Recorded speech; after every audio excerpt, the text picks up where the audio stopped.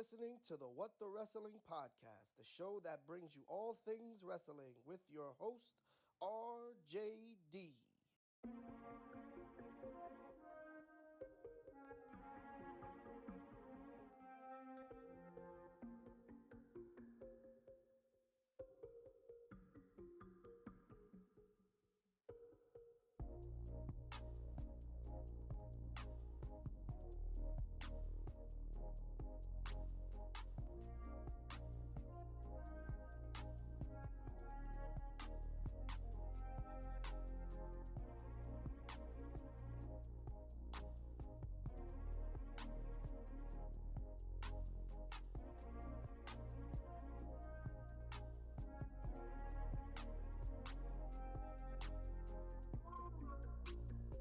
Oh, you already know what time it is. Monday Night Raw, everybody. I'm hoping everybody is having themselves a good old time today. Yes, indeed. Yes, indeed. Monday Night Raw review is here. And so am I. First things first, hit the goddamn like button.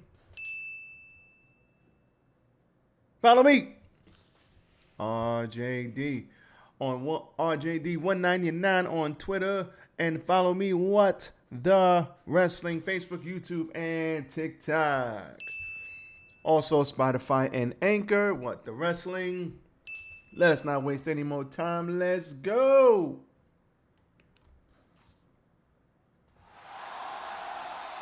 Yes, yes, yes, yes. Tis I, RJD here.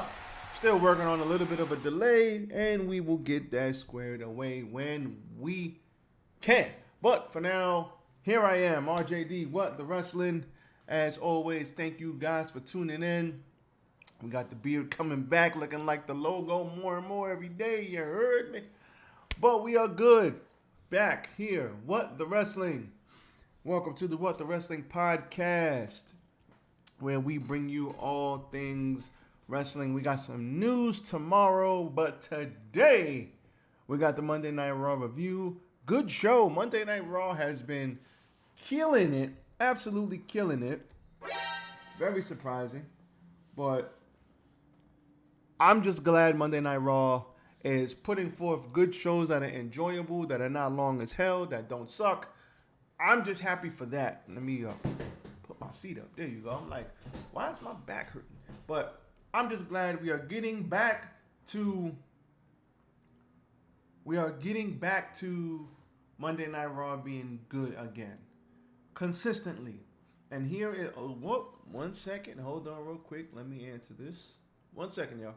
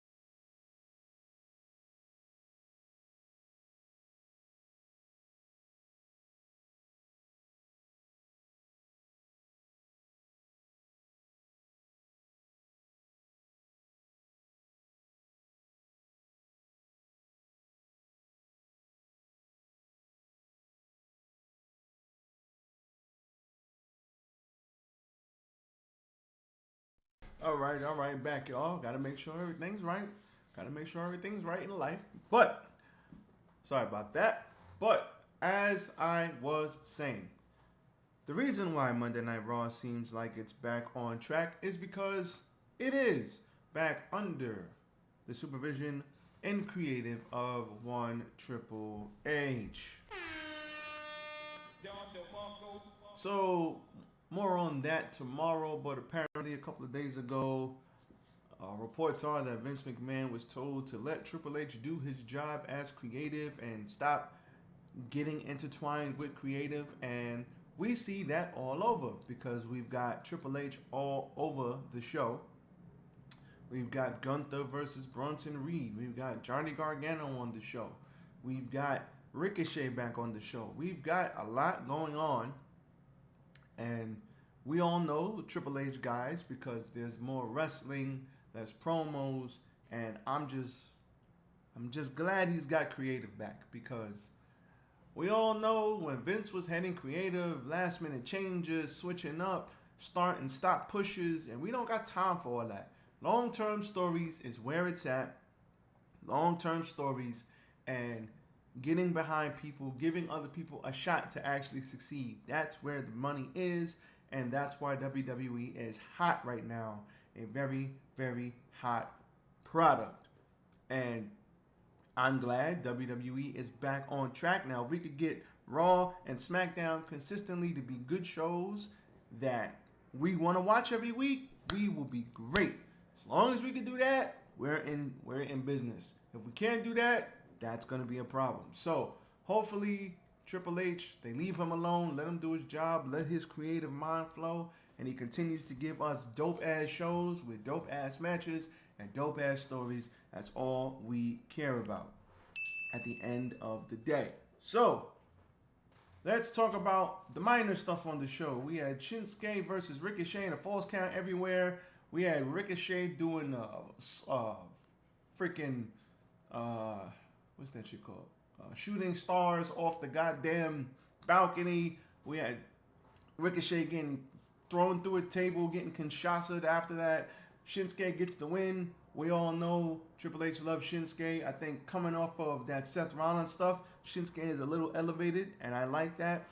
Ricochet will be okay. He'll be back doing big things, but as long as he's on TV and we'll start building up some wins for him here and there, I'm fine with that. We have Piper Niven versus Natalya in a really, really quick match. Beating Natalya, running crossbody. Natalya hit Chelsea Green, and Green taunted her after the match, leading to a brief beatdown before Tegan Nox ran in to make the save. Tegan Nox on our TV screens. You already know Triple H got his hand in that because Tegan Nox is actually really, really good. Just that we haven't seen her in forever.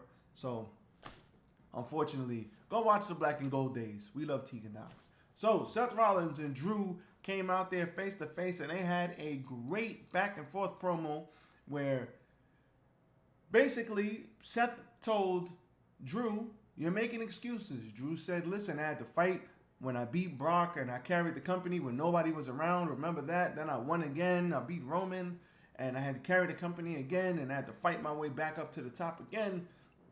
And Seth Rollins said, "Listen, man, don't make excuses. Don't blame people. I'm going to beat you and it'll be the best thing that happens to you because when I beat you, you will have nobody else to blame but yourself."